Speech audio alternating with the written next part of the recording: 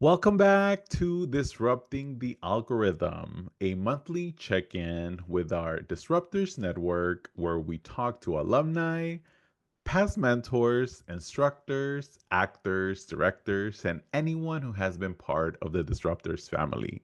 My name is Julio Salgado, and I am the co creator of the Disruptors Fellowship, a program of the Center for Cultural Power, where I also serve as a senior program manager. And today's Disrupting the Algorithm, my guest is my fellow Disruptors co-creator, Kat Evasco. Yeah, yay! Let me tell you about Kat. I'm just gonna read your bio real quick. Kat is an award-winning writer, theater maker, and cultural strategist committed to honoring and celebrating the experiences of immigrants, women, and LGBTQ plus communities. Building on the success of her autobiographical one-woman show, Mommy Queer Is, co-written by John Caldon, Kat supports artists to produce solo shows. She is a 2018 Lambda Literary Fellow in Playwriting, and her works have been featured in Deadline, IndieWire, Vice, Shondaland, Bustle, The Advocate, Out Magazine, NBC News Asian America. Kat is the founder and CEO of With You Productions. She also served as Director of Artist Leadership at the Center for Cultural Power, leading to design and implementation of the organization's core programs, including the Disruptors Fellowship and the Creative Entrepreneur Series. Kat, welcome. Thank you so much for having me, Julio. It's awesome to be in the space with you again, as Yeah. always. Thank you. Thank you so much for joining us today. How are you? How you doing? How's the feelings today?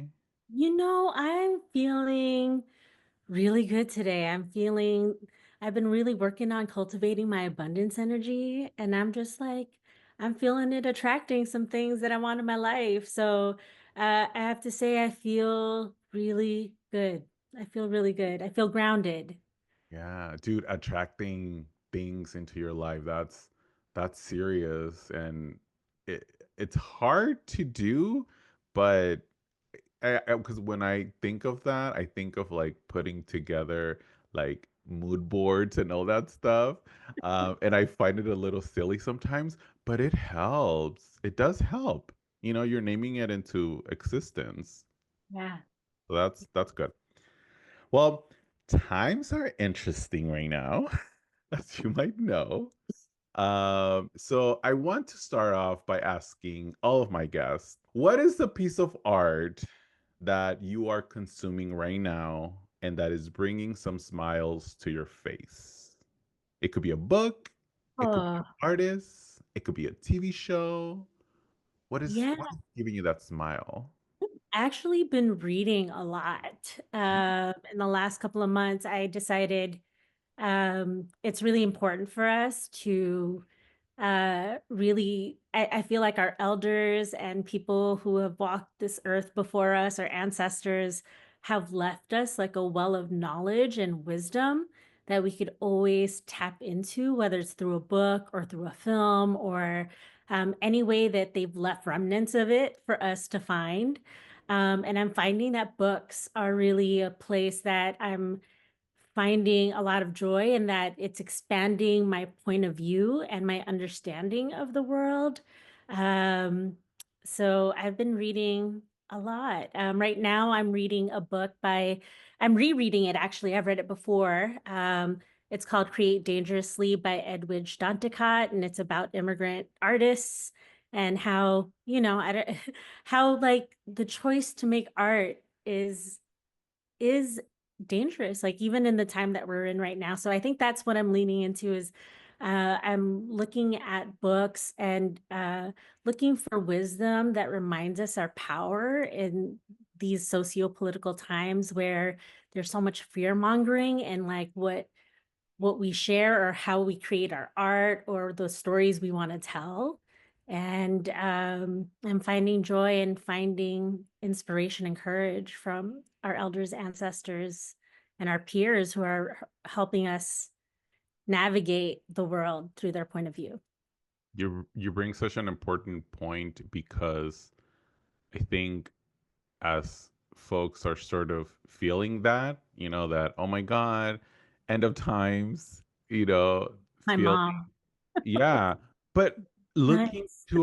to our ancestors, right? Like, unfortunately, we've been here before, right? And so the moments where we're getting that feeling of this is it, this is the end, it's like watch your ancestors, right? And you don't have to go that far. Look at your family. What did your abuelita, your grandma, your lola did, right? And so I think you're bringing them into the space when you're feeling that way. It's so important. Um, Shifting a little bit to what we're here to talk about, which is our Disruptors program, and Kat, you have been uh, a very important part of this program, as seeing as you co-created the program. Can you believe it's been 6 years uh, since we started dreaming up Disruptors program back in the summer of 2019? I still have the emails. I was going through all the emails back and forth. I wanted the conversation today to be about why we started that program. And in my case, I wanted to have a program that was investing in artists, right? You and I both have been part of the Center for Cultural Power, and it not a lot of programs, right, or organizations invest enough in artists. And I remember around that time in 2019, myself and Jesus Iniguez, who is our editor, shout out to Jesus Iniguez, we were co-writing a script. And at that time, we were getting mentorship from Aurora Guerrero.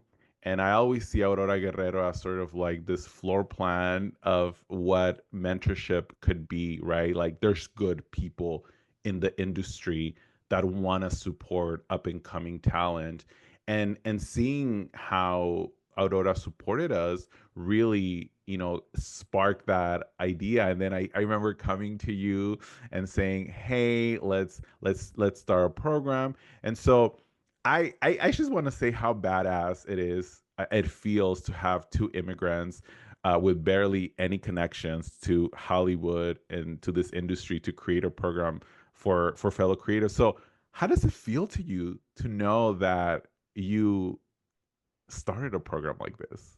My gosh, I am so just in deep gratitude for being able to be in a position to support your vision. I mean, really, it was you being like, I think when I started at the Center for Cultural Power in 2019, I was a senior program director. And at the time, I was meeting with different program staff, like asking what you want to create, like what programming do you feel like we need? And you speaking so much about the impact that the mentorship with Aurora Guerrero had on you and Jesus.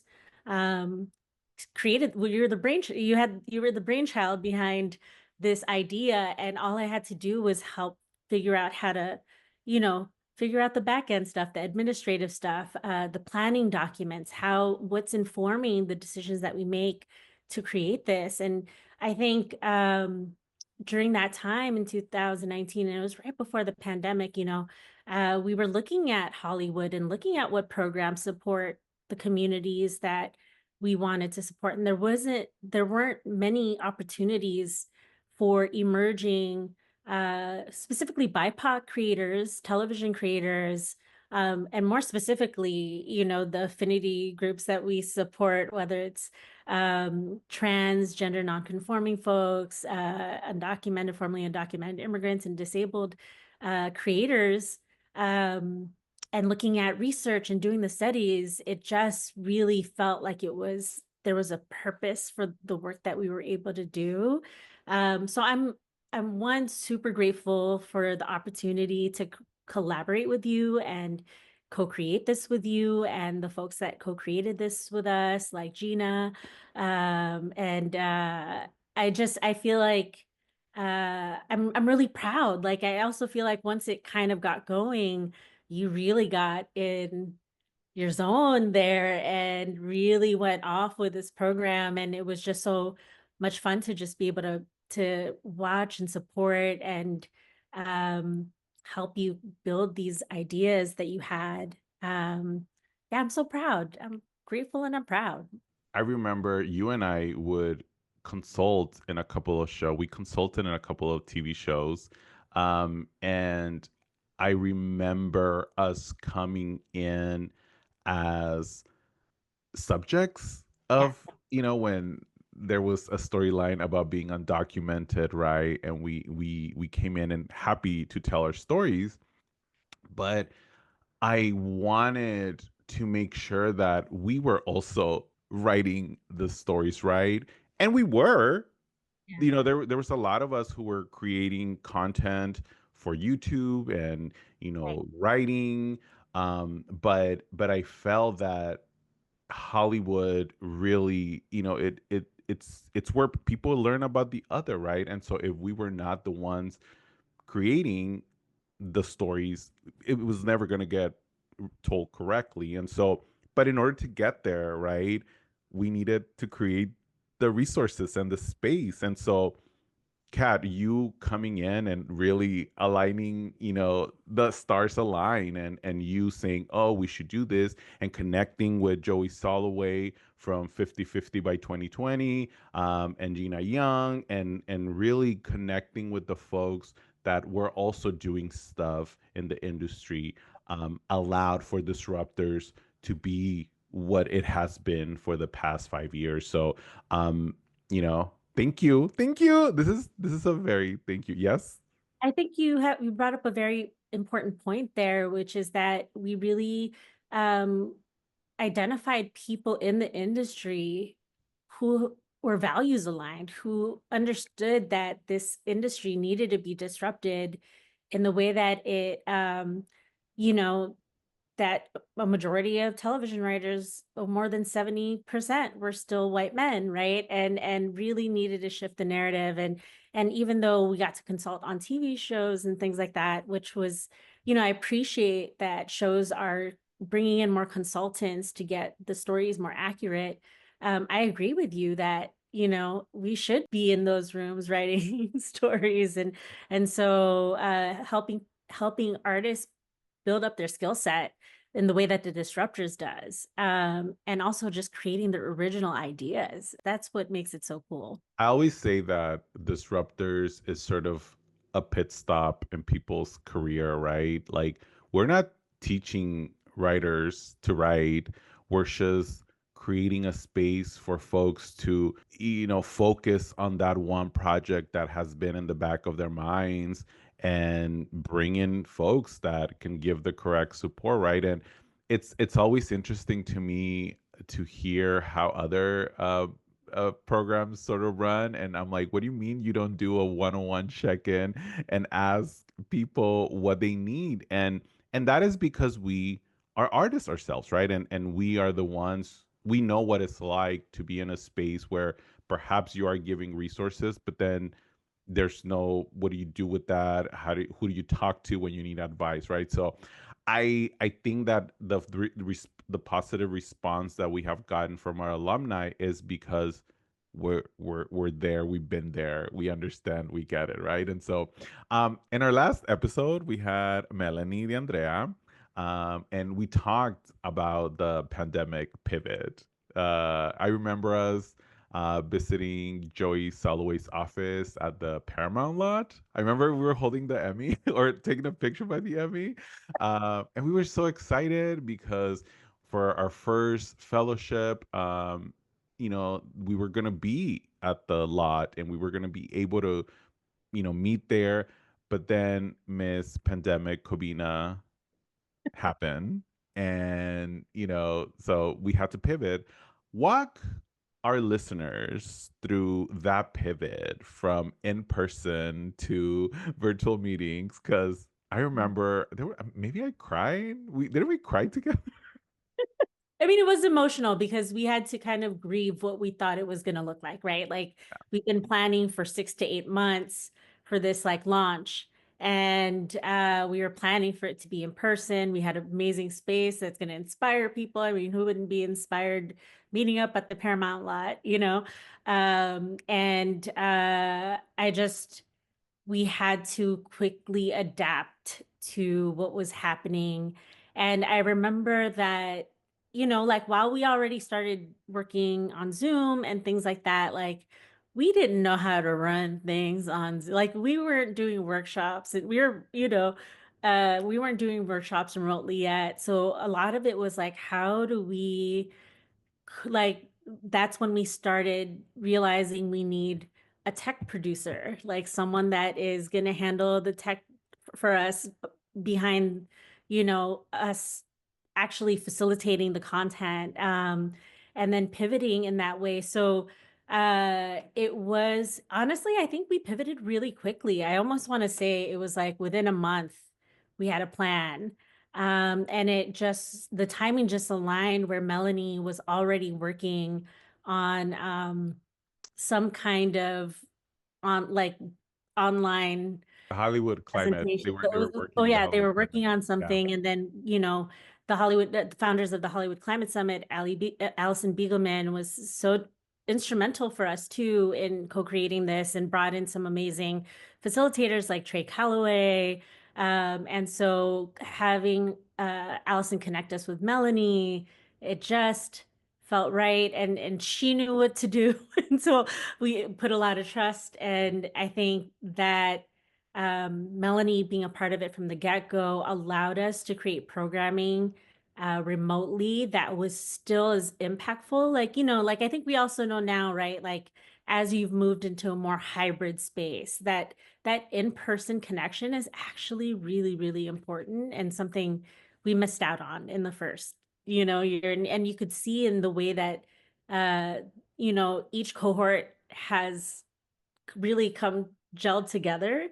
That the folks who have had in-person interactions, I mean, that's my like point of view, like that's my observation from outside of it. You might have a different point of view, but they just seem closer. They seem, but even still, I think now creating an opportunity for us to come together as a community this weekend is really exciting. But yeah, it was prepping, getting the right people in place that can help us do it digitally. And it was also preparing all of the facilitators, all of our masterclass teachers who were expecting to do this in person, to do this digitally. But I also felt like what served us is because we were in a lockdown, people did want to connect with people Yes. even from their homes, right? And so in some ways, like the facilitators and the mentors and the master class teachers, they were more, it seemed like they were more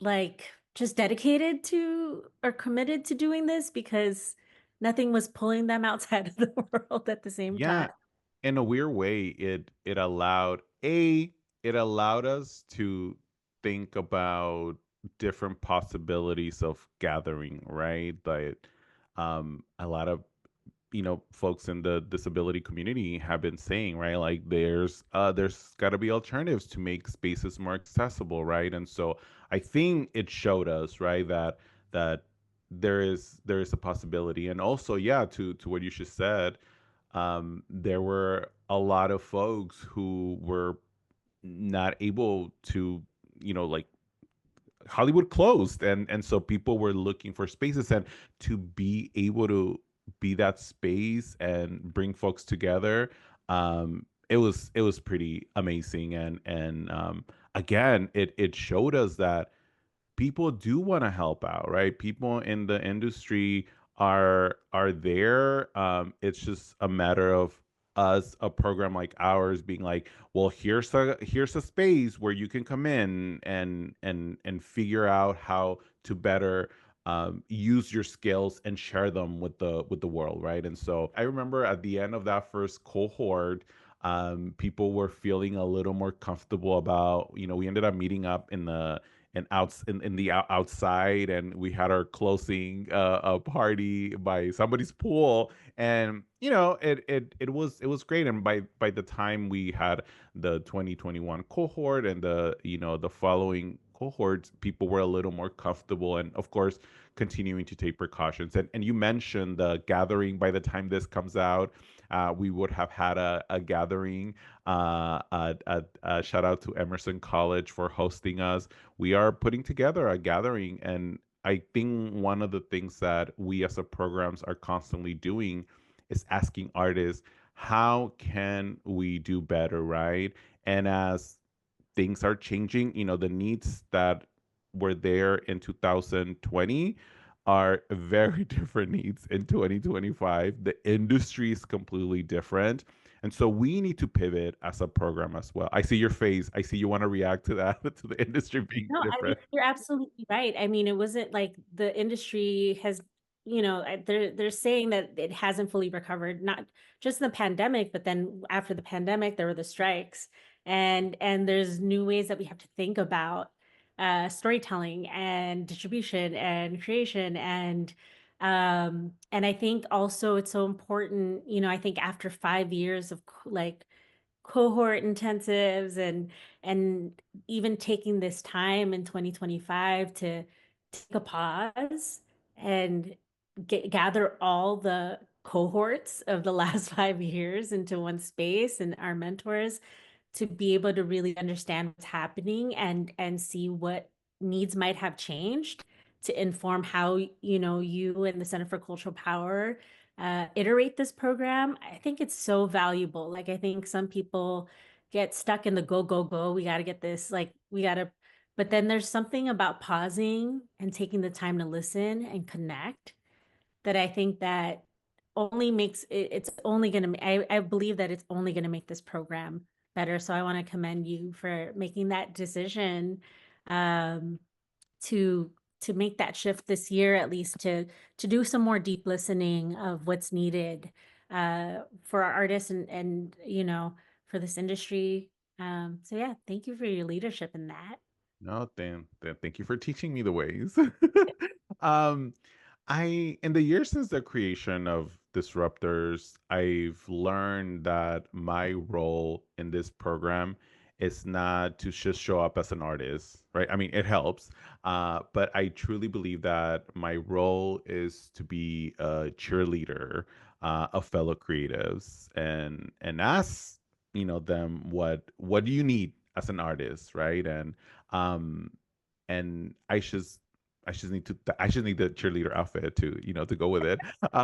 For you, what were some unexpected learnings, not just from the pandemic pivot, but from creating a space like the Disruptors? Yeah, I mean, one of them I mentioned is like the importance of actually being able to gather in person. Really impacts our ability to build relationships with one another. So that's really important. I also think that we've learned in the folks that we have brought in to support this work, and it's great that we have so many of the masterclass teachers and coaches and mentors and selection committee who come back every year, but also that we bring in new people to bring in new perspectives, new experiences.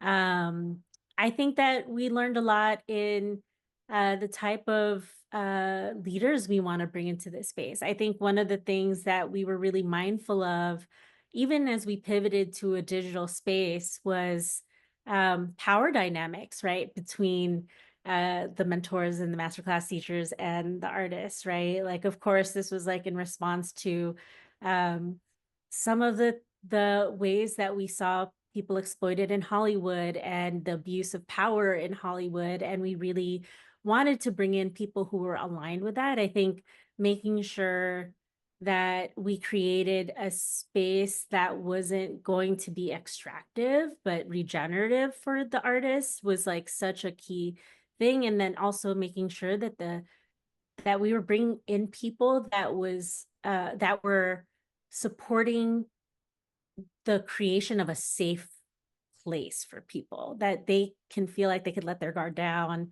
that they're not going to be extracted or exploited, so that they can act, so that their creativity can flourish, was such an important learning for us in this process. And it was so great to be able to be in community with, again, people in the industry leaders who um, are not only experts in their craft of writing or television creation, but also had a sense of purpose and understood that there was a problem in the industry, and that they have power to shift things. And one of the ways that they exercise their power is participating in this program and supporting these up and coming television creators. So, so many learnings there. But the other learning too is, I think that as we saw other programs, like, you and I talk about this a lot. You're like, I want to teach other like television writing programs to be more like us, to be more of a place where there is a really intentional container of care for artists. Again, so it's not like, part of the Center for Cultural Power. And what I loved about it is it was really about how do we move from transactional relationships to long-term collaborations. And I think Disruptors is like one of those places where you could see the long-term collaboration. Like, I'm collaborating with past disruptor fellows in my own, arts practice. And that's really, and I know some of them are connected and co-create together. And those are like the big wins, right? Like for us, like people who feel more confident in telling their stories, people who feel more inspired to collaborate with one another. Like those are like really the impacts that we really wanted to see in these folks. So many learnings. And luckily there weren't a lot of like hard learnings, like it wasn't like we didn't have a lot of growing pains. It was really like just this expansive experience that it just Yeah. it's in flow. And that's when you're doing the program right, because it feels like it's just in flow. It's just I want to continue to highlight something that you just said right now. The folks in the industry who want to help, right? Because one of the things I remember telling you was like, if we're reaching out to folks and they're leaving us on red, like why would we want to work with someone who is like, whatever. Or also being careful of folks who, because we're working with communities that have been left on the margins, how do we not tokenize ourselves and our communities, right? And so we really trusted the mentors that we've had now. They tell their friends, it's like, yo, this, I was not just long ago, I was in a fellowship and now I've joined a writer's room and I want to give back, right? Like those are the folks that we want to play and collaborate with, right? Because it's important, and it feels like we're going back to that time of like, well, we don't we don't need to support those communities anymore. We did, that was a fad. Let's move on, and we want to make sure to continue that. Hollywood was kind of going through it and making some changes, and the fear is that we're going back to how things were. And so I'm really excited about how the gathering that we're going to have next week, or this weekend actually, how some ideas that folks are going to have, and what are some of the projects that people are working on, because although the goal is to write for a TV show, again, we need to be realistic of what that is going to look like. And we were meeting with some of the panelists last week, and one of the panelists said, if you're a writer, you're going to write. If you're going to create, you're going to create, no matter for who, right? Like this, us doing this podcast, we're creating and just ideating, right? And so I'm curious, is what are some of the things that you're working on right now that are kind of keeping those creative juices flowing? I mean, before I jump into my creative projects, I will say that I think um we also have to look at is Hollywood the only way? Like there's so many different ways to reach our audiences right now. And like I'm not like a big fan of like influencer culture, but there's something they're doing, there's ways that people They're are tapping creating into something. content that is garnering like just as much viewership as television, like traditional television studios, right? So I think like part of it is we know some systems are crumbling, and I think, where I like to focus my creative energy is what are the things that we're building? And I think, in a lot of ways, Disruptors was that. We're like, how do we build something that's not, we were kind of an outsider infiltrating through our, like in that way. And I think that, we were all like, it was that kind of energy of let's create the new thing, the new structures, the new ways to support artists that doesn't exist in the traditional settings, right? And so my creative projects, I got a couple. So I have a play called Be Like Water, and it's about mixed status Filipino intergenerational family, loosely based off of my family's immigration story.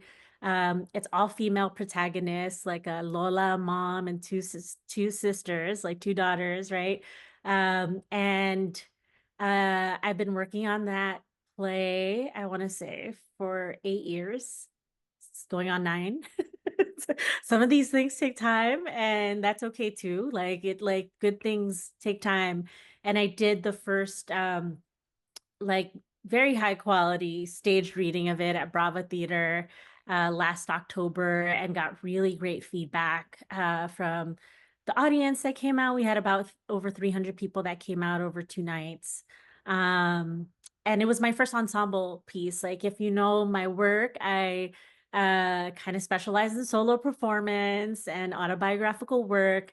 So it was a kind of a departure from what I was used to move into fictional ensemble work where you have multiple actors and characters that you get to play with.